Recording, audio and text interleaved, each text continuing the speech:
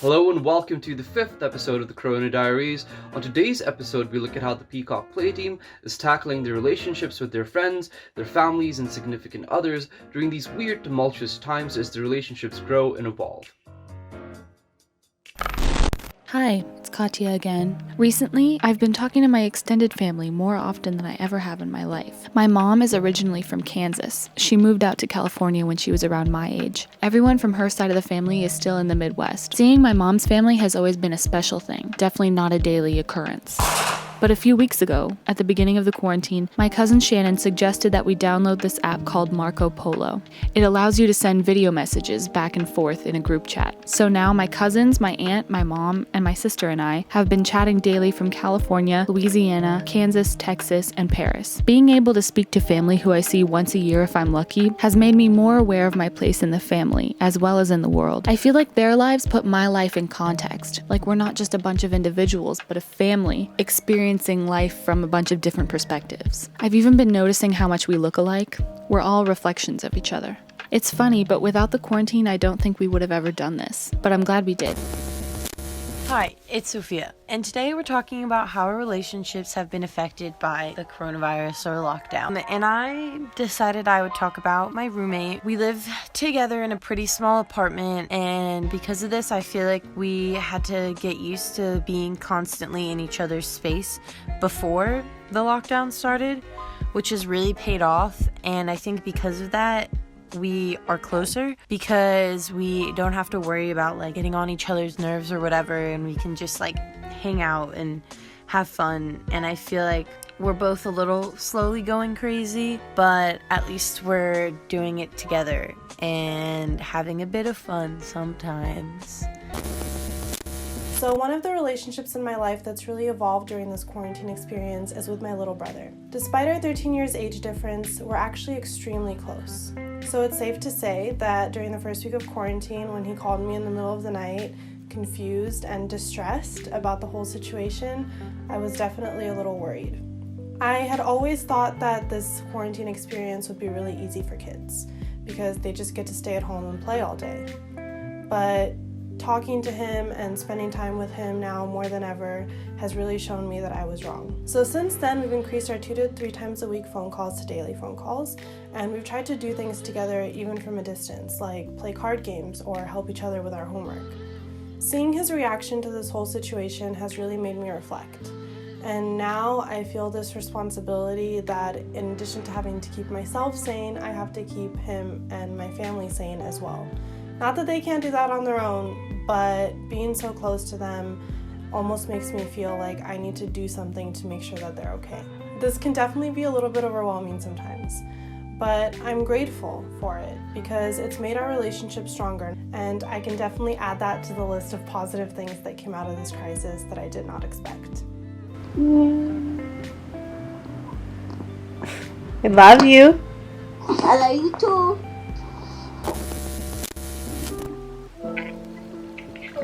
Hey girl. This past year I've been lucky enough to grow a really strong relationship with a new friend, and she's been my rock and she's been by my side throughout everything. However, with the whole situation with COVID, it's been a lot more difficult. It's technically her last year at AUP. Was really cherishing her last moments together, and although it really sucks, I do think it has brought us closer together because we are dealing with the same thing and we're constantly talking through our problems together, always FaceTiming, always texting, and I really couldn't be more grateful to have someone like her by my side. Everything's just so uncertain, and who knows if one country's gonna close its borders or not allow us to fly in or whatever. We're really hoping to be able to go back to Paris together this summer, but who knows how that will go. Hi guys, it's Hera again.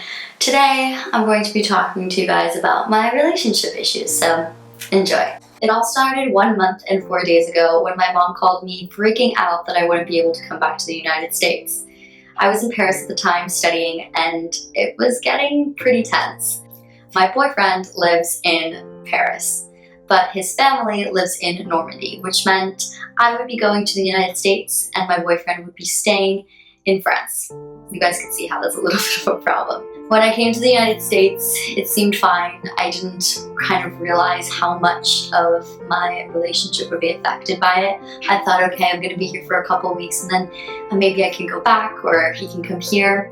Unfortunately, my reality right now is I have no idea whether or not I will be going back to Paris anytime soon. It's been really rough. It's been constant FaceTimes, constant cries over the phone, but you gotta do what you gotta do in this situation. So for all the couples out there going through the same thing I'm going through, it's gonna get better. It's hard now, and I completely understand, but just think about how amazing it's gonna be seeing that person that you love after all of this is done and being able to live life maybe with a new eye and with more appreciation, because I'm definitely excited to see my boyfriend again.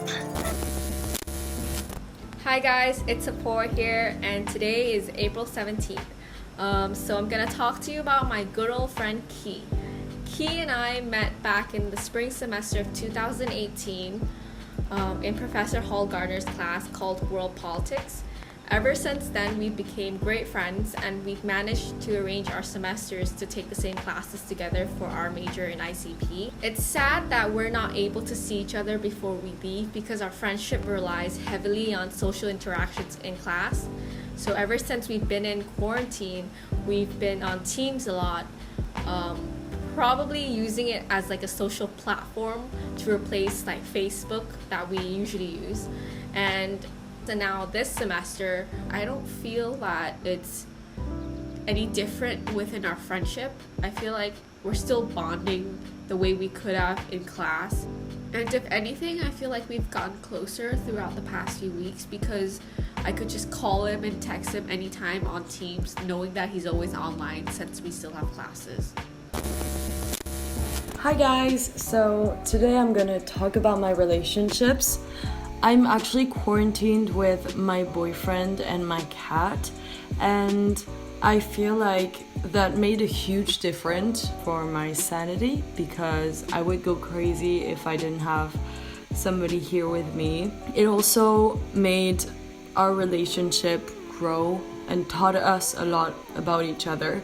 But I also have my friends that I FaceTime every day, and that's a bit of an escape too from the scary reality. So all good and positive things, and I hope that you get to have good relationships during those hard times.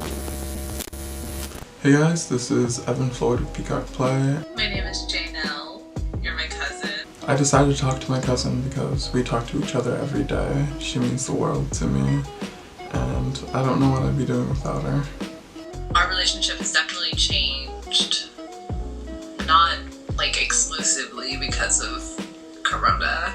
I can feel like you have like this protectiveness or like sense of responsibility. But this is the only like this is the only way we can communicate with people who we aren't, at home with.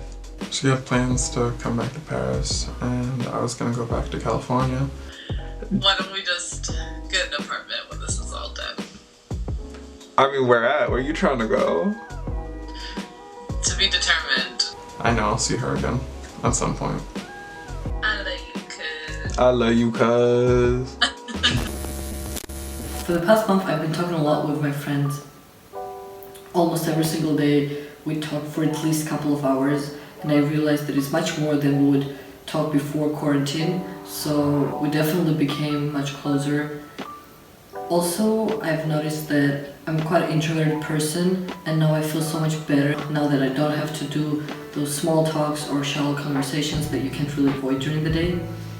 I prefer having more profound conversations with my friends, so from that point of view, quarantine hasn't really been that bad for me, but obviously I still miss them and can't wait to see them now more than ever.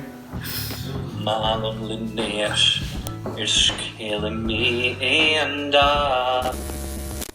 These are my friends, Kiara Moore and Jack Roundtree. I spend most of my time in quarantine in Discord, and I talk with a lot of my friends, not just these two, very often. I spend most of my day on the computer, basically. And on reflection, it's all I do when I'm back home. It's all I'm used to.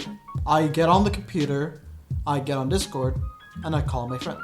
A gathering would happen outside my place, but rarely would it happen in my house. I do miss my friends, to be honest. I usually love playing board games with them and everything.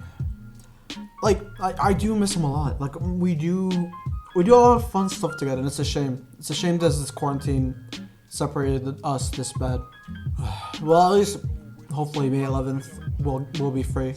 Anyways, I'll catch y'all later. Have a good day, everyone.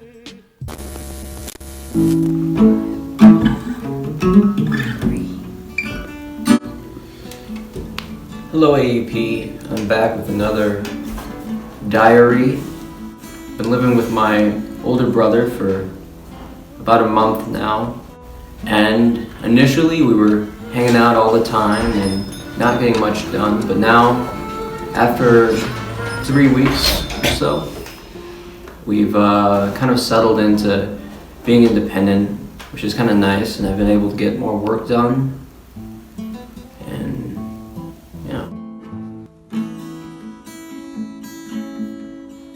Oscar and I's relationship has changed because I like to do my homework and he likes to play outside with his little guitar.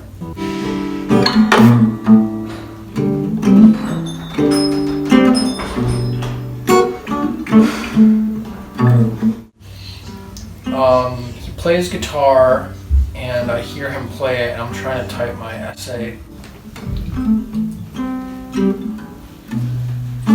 Hey, keep it down in there!